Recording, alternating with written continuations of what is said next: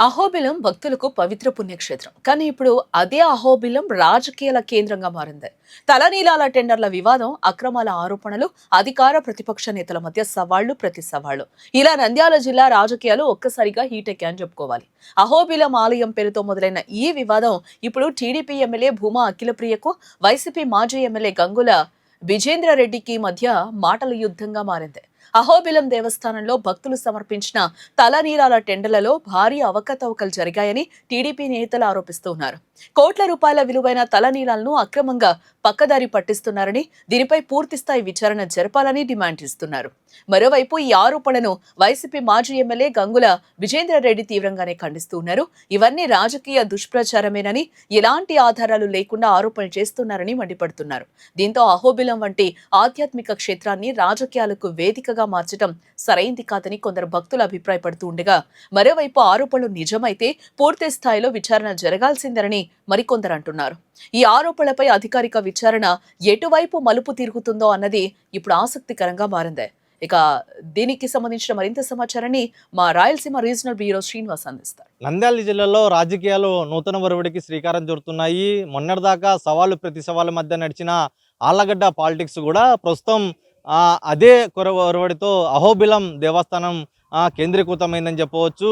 ప్రస్తుతం టెండర్లో అవలంబిస్తున్నటువంటి విధి విధానాల్లో పూర్తి స్థాయిగా అమలు పరచడం లేదని చెప్పి ఓ రకంగా వైసీపీ అభివర్ణిస్తుంటే, మరోవైపు ఏదైతే టెండర్ల ప్రక్రియలో తలనీలాలు కూడా చేతులు మారినటువంటి వ్యక్తులు కూడా పక్కదారి పట్టిస్తూ అక్రమ మార్గంలో చెన్నైకి తరలిస్తూనే పెద్ద ఎత్తున లబ్ధి పొందుతున్నారనేది కూడా ప్రస్తుతం సాక్షాత్తు ఎమ్మెల్యే భూమా అఖిలప్రియ చెప్తున్నారు. అయితే అహోబిల దేవస్థానంలో అసలు ఏం జరుగుతుందనేది కూడా ప్రస్తుతం నంద్యాల జిల్లాలో కూడా హాట్ టాపిక్గా మారినటువంటి పరిస్థితి ఏర్పడింది.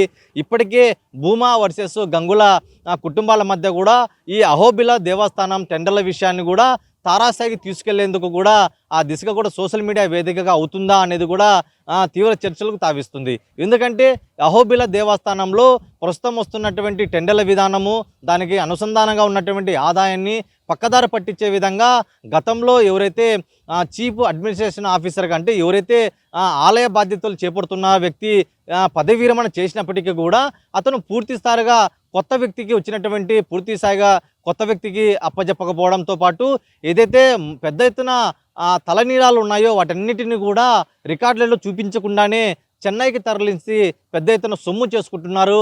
అందులో భాగంగానే భూమా అఖిలప్రియ అనుచరులు అలాగే సోదరుడు విఖ్యాతిరెడ్డి కూడా రెడ్ హ్యాండెడ్గా పట్టుకొని వీటిని అన్నిటి కూడా ప్రెస్ మీట్ పెట్టి వాళ్ళకి ఖండించడం జరిగింది.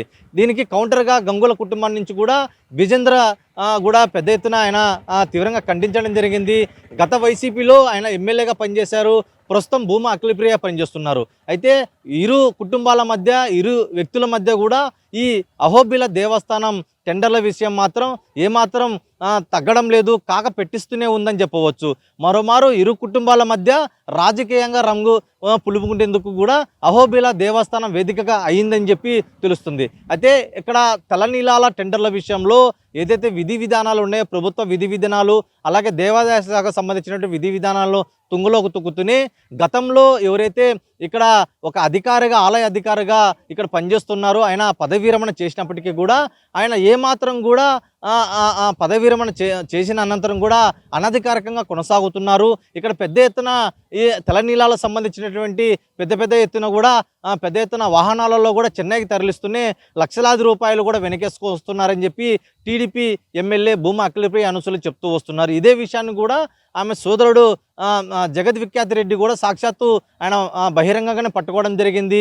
మీడియా సాక్షిగా అక్కడ మూటలు సంచులు పెద్ద ఎత్తున తరలిస్తున్న విధానాన్ని కూడా ఆయన బహిర్గతం చేశారు. అంటే ఈ బహిర్గతమైనప్పటికీ కూడా అసలు టెండర్లు ఏం జరుగుతున్నాయి, టెండర్లో ప్రభుత్వ విధి విధానాలు ఏంటి, దేవాదాయ శాఖ విధి విధానాలు ఏంటి అనేది కూడా ప్రస్తుతం చాలా గోప్యంగా ఉంచుతున్నారు.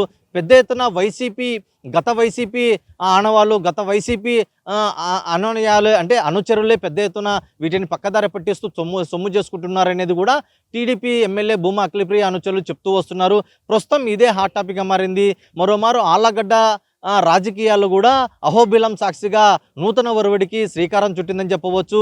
ఇది ఏదైతే అహోబిల దేవస్థానంలో టెండర్ల విషయంలో అవకతవకలు జరిగాయో, భారీ ఎత్తున రాజకీయ రంగు అలుముకుందో, ఈ విధంగా వాదోపవాదాలు, సవాలు ప్రతి సవాళ్ళ మధ్య కూడా అహోబిల పుణ్యక్షేత్రంలో ప్రస్తుతం భక్తుల మనోభావాలు కూడా దెబ్బతింటున్నాయని చెప్పేది కూడా భక్తులు చెప్తూ వస్తున్నారు.